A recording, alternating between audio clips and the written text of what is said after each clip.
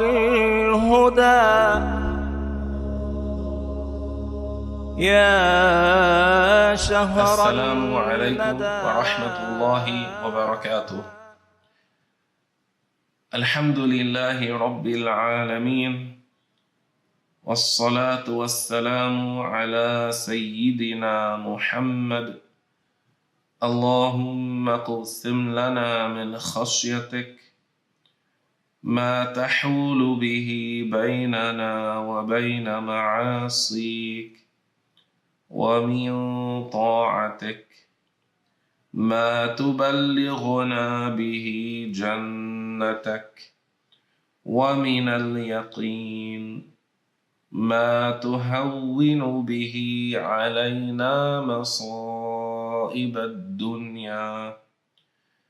اللهم متعنا بأسماعنا وأبصارنا وقوتنا ما أحييتنا، واجعله الوارث منا، واجعل ثأرنا على من ظلمنا، وانصرنا على من عادانا.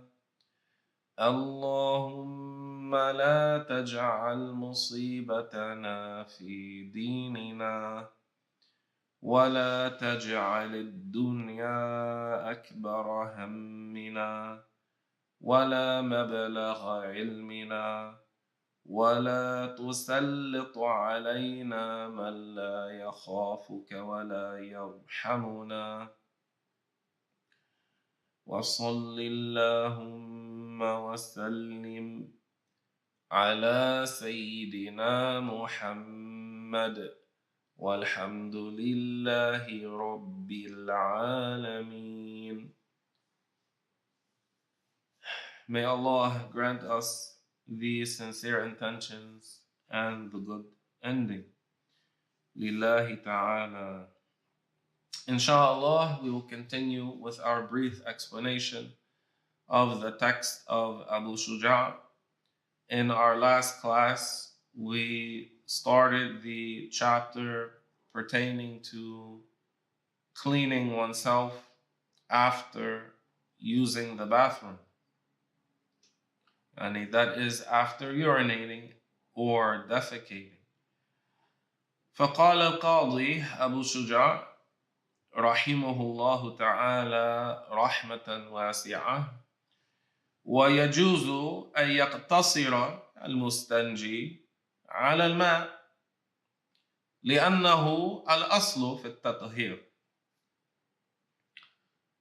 So Al-Qadi Abu Shuja, he says it is valid to use water only. And it is valid for the one who is performing istinja to settle with water, to use water only, because water is the basis of purification.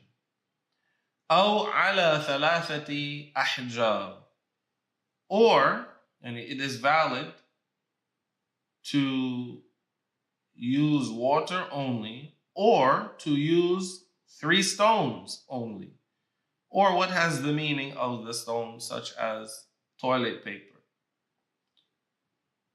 فإن أراد الاقتصار على المسح فالواجب 3 مسحات. If one wants to wipe only with stones, then it is an obligation to wipe 3 times.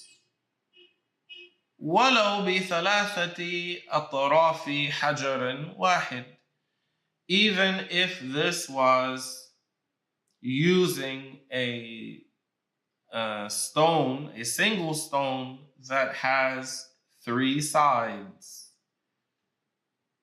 So one can use 3 separate individual stones, and they would wipe once with each one of them.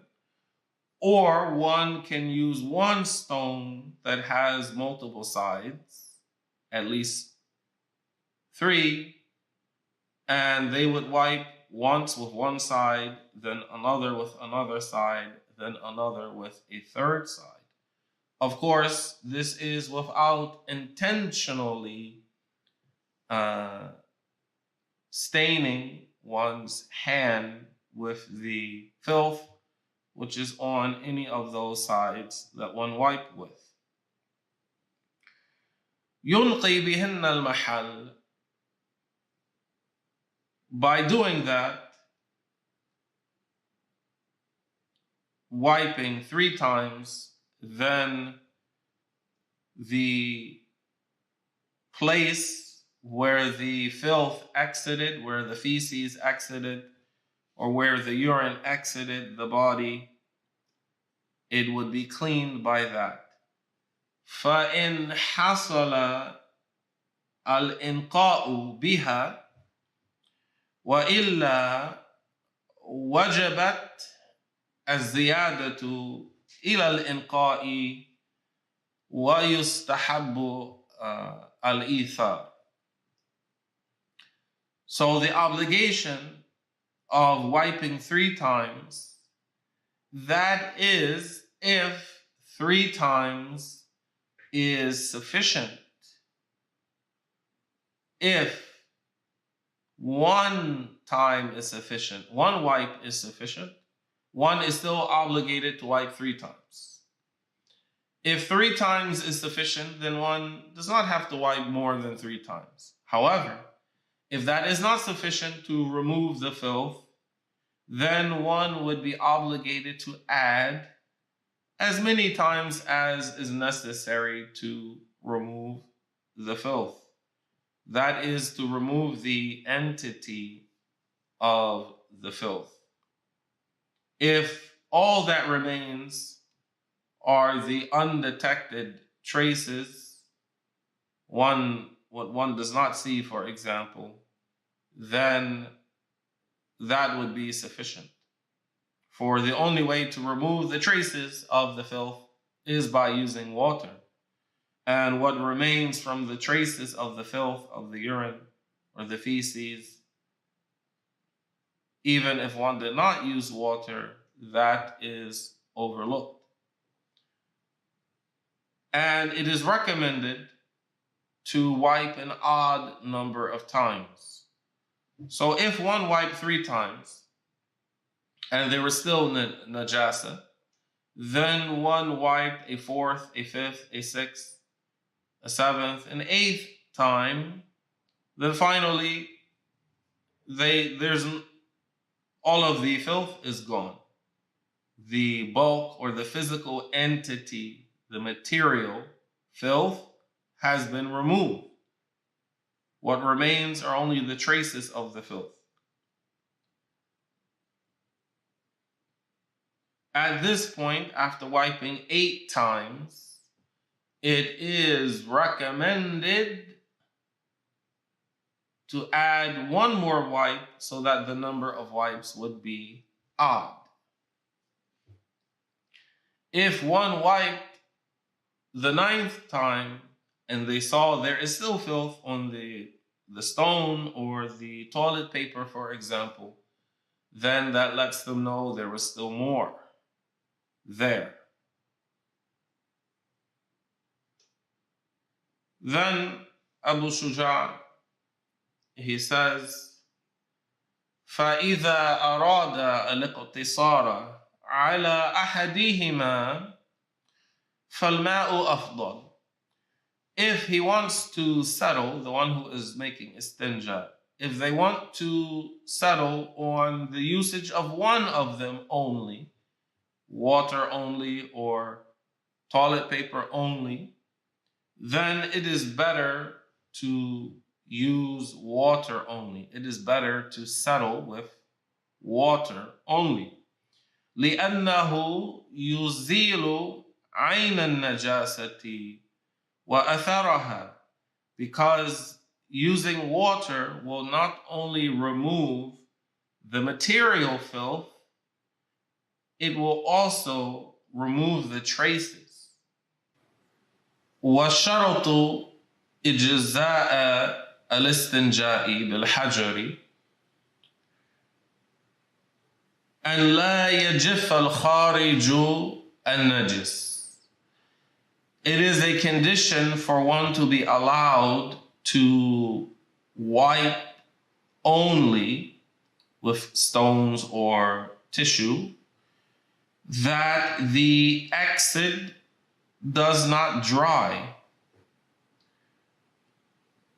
So if one sat for a long period of time and the urine dried, or it was very hot and the urine dried quickly, one did not make istinja immediately. So the urine dried or the feces dried, then one is obligated to use water. Using toilet paper only would not be sufficient, or using stones only would not be sufficient. ولا ينتقل عن محل خروجه. And it is a condition that where, so let's take an example of urine. If the urine comes out and it stays on the exit and it moves, it flows to another part of the exit, maybe by movement, for example. The person moved around, they moved to reach for the toilet paper. So the urine moved. It's still within the exit. The urine moved. It stopped. Then it moved again, and it is all connected. In this case, the person has to use water for all of it. The person cannot just use toilet paper or a stone. The person must use water. If the urine flowed, it stopped, then due to movement, it flowed again, then one has to use water. Toilet paper is not sufficient. If, however, the movement was not connected, so the person moved, and by moving, some of the urine, for example, separated off of the exit and landed on another part of their body. In this case, one must use water to clean what's separated. If a drop of urine separated and landed on the thigh of the person, for example, one is not allowed to use tissue only to wipe the urine from their thigh. They must use water. They can wipe, sure, but they're obligated to use water. As for what remained on the exit of the urine, as long as it did not move from the place that it settled on, within the exit, within the boundary of the exit, then it is sufficient to wipe. وَلَا يَطْرَأُ عَلَيْهِ أَجْنَبِيٌّ.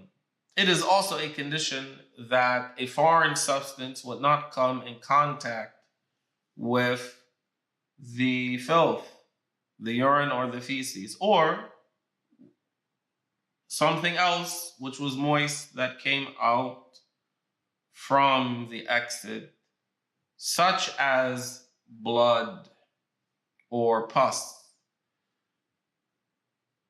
So if a person used a baby wipe, the person is wiping with something moist, something which is wet.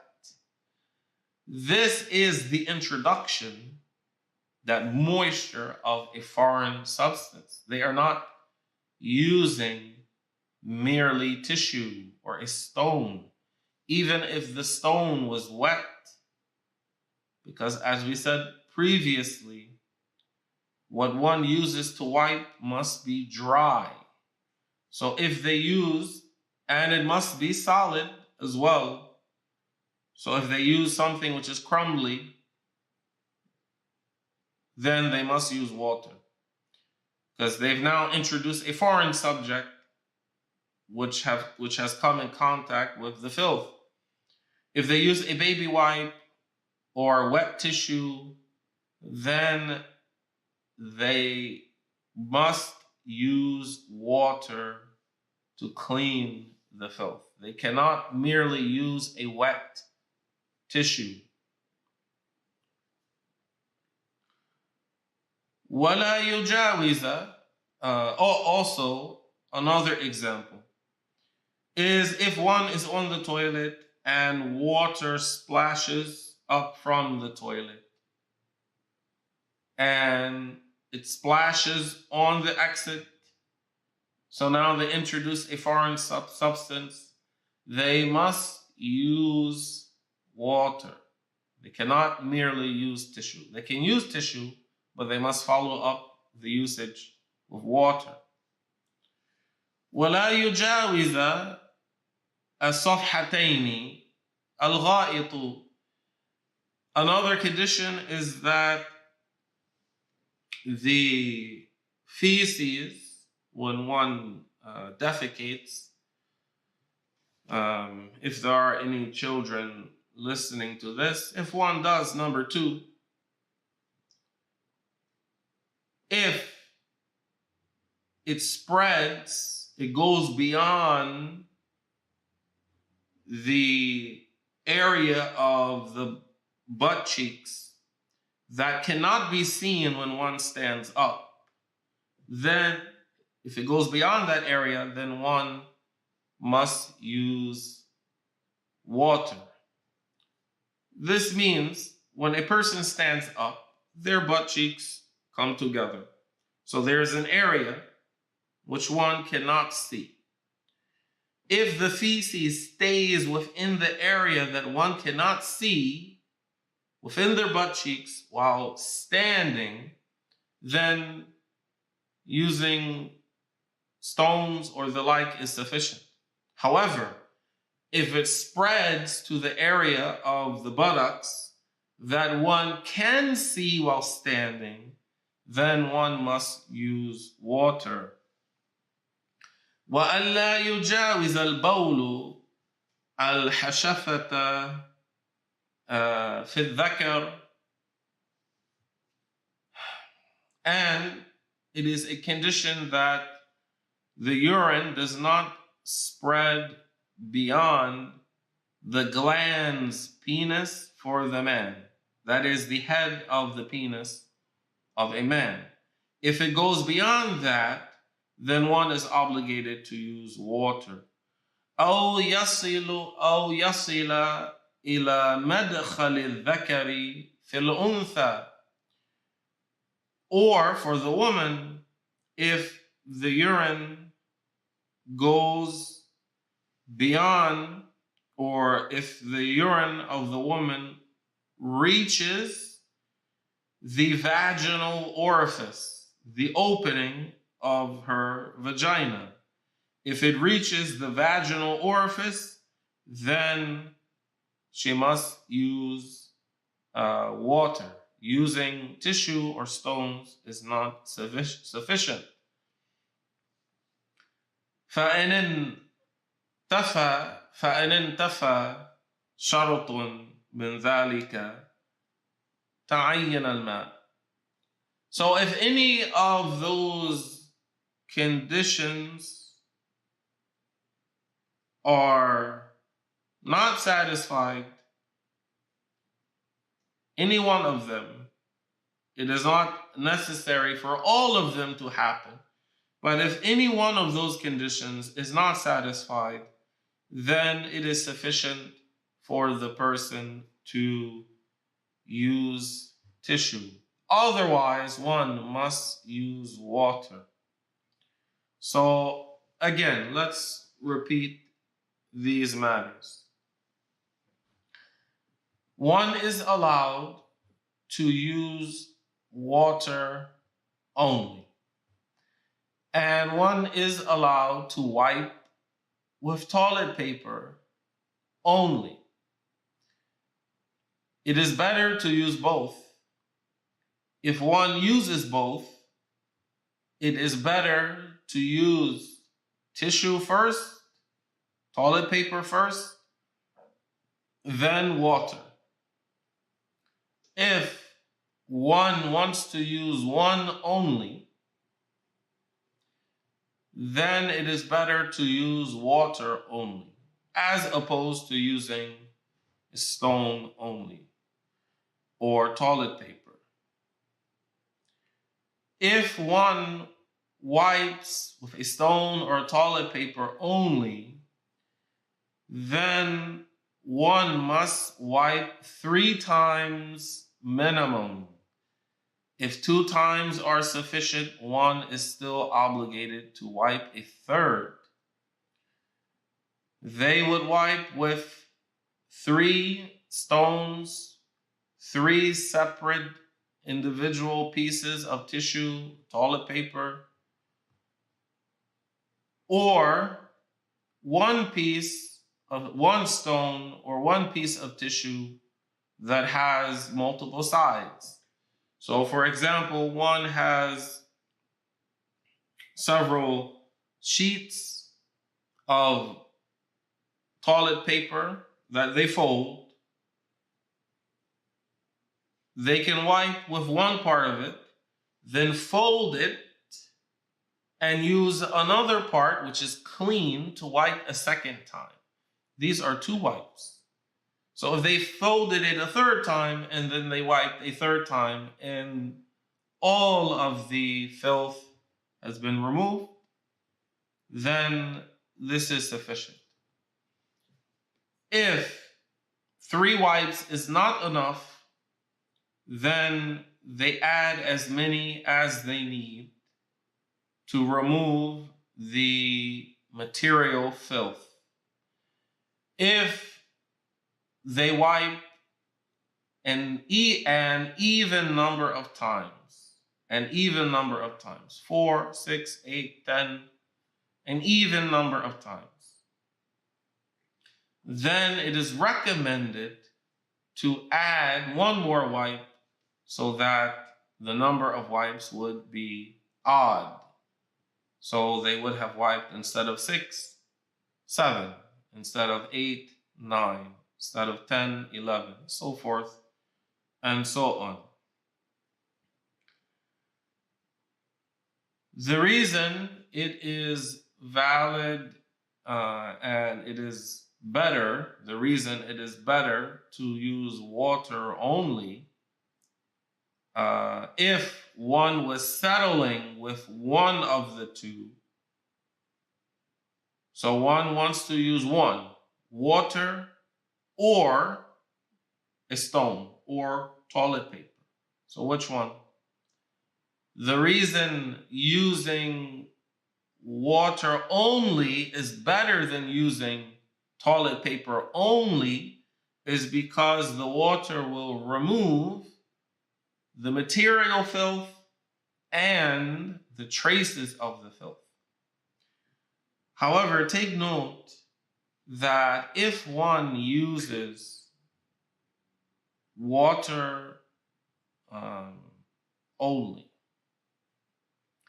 and they use their hand after they defecated or they urinated, they do not use their hand to wipe the feces or the urine, then pour water. Rather, while pouring water, simultaneous with the pouring of the water, they are allowed to wipe with their hand. They don't wipe with their hand, then pour water. Then wipe with their hand, then pour water. They don't do that. They wipe while at the same time pouring water. In this case, it is allowed. Otherwise, the person would be contaminating their hand with feces or urine, with najasa. And again, we mention urine and feces because this is normally what comes out of the front and the back private part. However, what also applies is blood and pus, and other than that, as we've already mentioned. Now, if the person wants to use toilet paper only, or they like to do it the old-fashioned way. They use stones. They have specific stones, which are smooth, for example, not like glass, but it is still uprooting stones that they use for istinja. They consider this a holistic approach as opposed to toilet paper. This is valid, but under certain conditions. They can use toilet paper only, stones only, but under certain conditions. One condition is that the urine and the feces has not dried. If one has a toddler and the toddler is being trained to use the bathroom, so they go to the toilet, they sit on the potty, and they didn't tell anyone that they were going to the potty. So the child is sitting on the potty and they don't call out for help. Or maybe they did and no one heard them, and then the child fell asleep. A half an hour later, they're found asleep on the toilet. Inshallah, they don't fall off. So after that period of time, the urine has dried. So in this case, if one comes and uses tissue to clean the exit, this would not be sufficient. One would use water. Apply that example to an adult as well. But of course, for the adult or the one who prays, if for whatever reason, maybe they have a narcolepsy and they fell asleep on the toilet, they woke up and the urine has dried, the feces has dried, using tissue is not sufficient. Using stones only is not sufficient because the urine has dried, the feces has dried. Therefore, they must use water. Another condition is that the feces or the urine has not transferred from the place that it settled in. Which means if the urine came out and the person, so you have a quantity of urine at the exit, the orifice of the urethra, for example, it then moves within the boundary of the general exit. It moves. For a man, it's still on the head of the penis. It moves. It hasn't settled. He urinated. It hasn't settled. It flowed from one part to another part on the head of his penis. the urine then stopped. It stopped moving. Then he moves to reach for toilet paper, for example. By him moving, the urine then flows again from the place where it settled.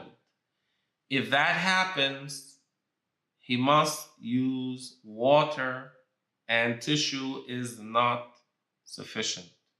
Stones would not be sufficient.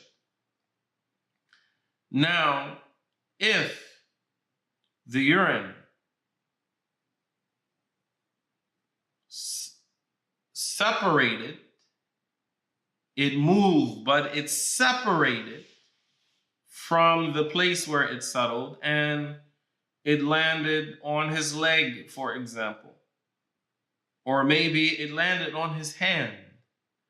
In this case, the separated amount of urine, he is obligated to use water to clean. He cannot use toilet paper only. He can use toilet paper to clean it initially, but he must follow that up with water. As for what remained on the exit, then he is allowed to just wipe it. Another condition is that a foreign substance did not come in contact with the filth, the urine, the feces, or another type of filth that came out of the exit. So if a person used a whetstone, a baby wipe, a splash from the toilet, splash up and then onto the exit, then this is the introduction of a foreign substance. One would be obligated to use water. Wiping would not be sufficient. Another condition is that in the case of the feces does not go outside the area of the butt cheeks that one does not see when standing up. So if it reaches the area that one could see if they were standing, from the butt cheeks being together, then one must use water. Otherwise, they would be allowed to wipe only. As for urine, if the urine goes beyond the head of the penis of a man, which is called the glans, penis, the glands, then if it goes beyond that area, one must use water. If it stays within the area, then one is allowed to wipe only. As for the woman, if the urine reaches the vaginal orifice, then she must use water. She cannot settle with wiping only. Yes, if in these cases, when one must use water, remember, it is not an obligation to make istinja immediately. If one had toilet paper but no water, they could use toilet paper. By this, they would protect themselves from being contaminated with the urine or the feces or the like. But before they could pray, they would need to use water to clean themselves. Wallahu subhanahu wa ta'ala a'lam wa ahkam. And Allah knows best. Inshallah, we will stop here. In our next class, we will talk, or Al-Qadi Abu Shuja, rahimahullah, will start to speak about some of the etiquettes related to relieving oneself. وبالله التوفيق.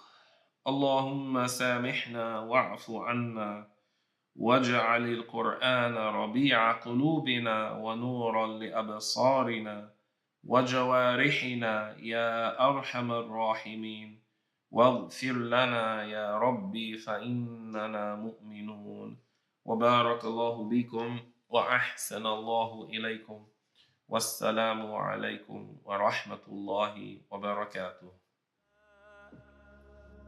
يا شهر الخيرات والإحسان والبركات يا رمضان